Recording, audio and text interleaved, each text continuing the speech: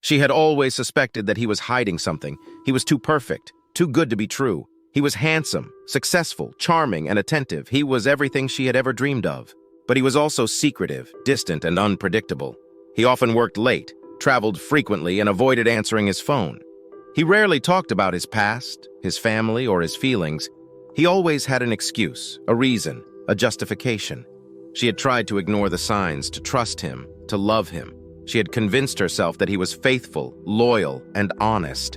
She had told herself that he was the one, the only one. But she was wrong. She found out the truth on a rainy Tuesday afternoon when she decided to surprise him at his office. She had bought him a cake for his birthday and wanted to share it with him and his coworkers.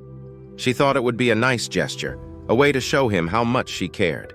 She took a cab to his building and entered the lobby. She asked the receptionist for his floor and room number and smiled when she saw the familiar name on the plaque, James Smith, senior consultant. She took the elevator to the 10th floor and walked down the corridor. She saw his door at the end with a glass window that showed his name and title. She knocked softly and waited for him to answer. She heard his voice, muffled and low from inside. "Who is it?" She smiled and said, "It's me, honey. I have a surprise for you."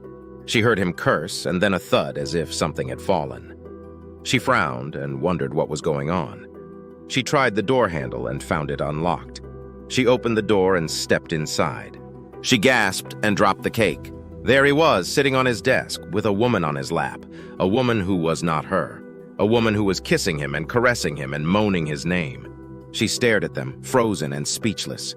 She felt a surge of anger, pain, and disbelief. She wanted to scream, to cry, to run away. He looked up and saw her. He pushed the woman off him and jumped off the desk.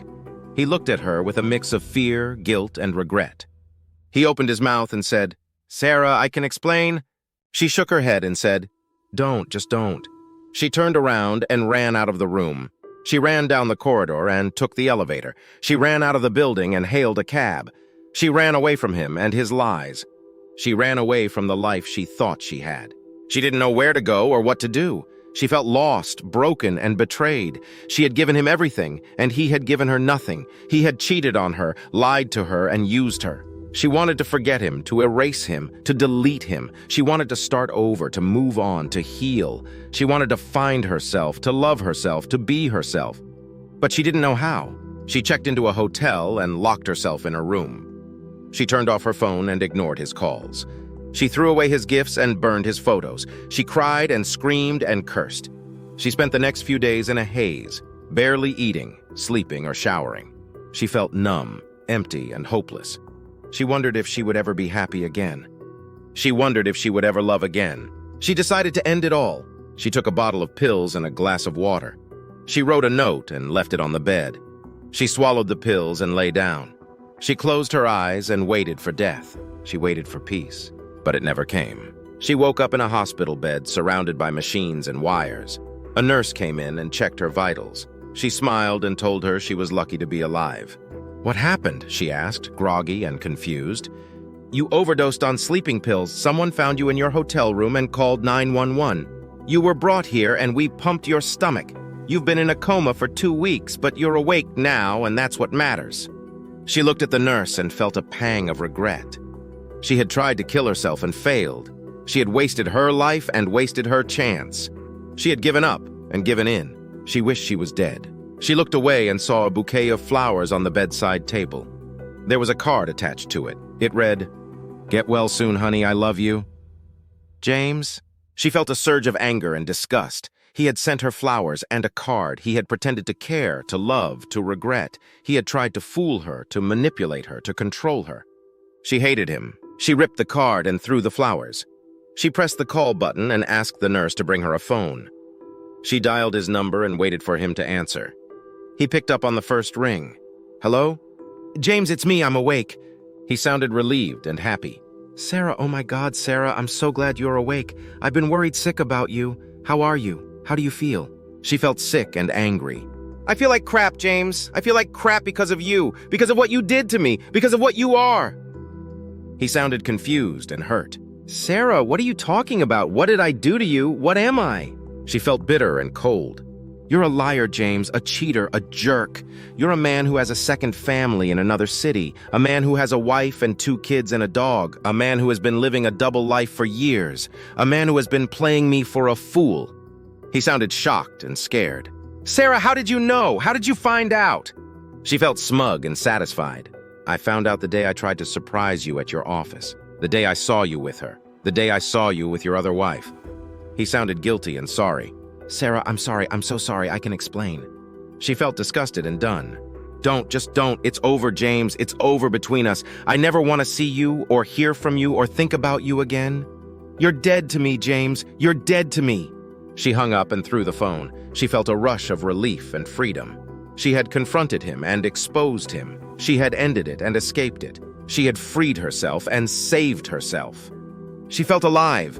She decided to start over. She checked out of the hospital and packed her bags. She sold her apartment and quit her job. She bought a ticket and boarded a plane. She decided to travel the world and see new places. She decided to meet new people and make new friends. She decided to try new things and have new experiences. She decided to live her life and love her life. She decided to find herself and be herself. She decided to heal herself and love herself. She decided to be happy. But she didn't know that he was watching her. He had followed her and tracked her. He had watched her and stalked her. He had obsessed over her and desired her. He had loved her and lost her. He decided to get her back. He decided to end her life. She was in Paris, the city of love. She had rented a small apartment near the Eiffel Tower and enrolled in a French course. She had made some friends and joined some clubs. She had visited some museums and seen some shows. She had fallen in love. His name was Pierre, and he was the sweetest man she had ever met.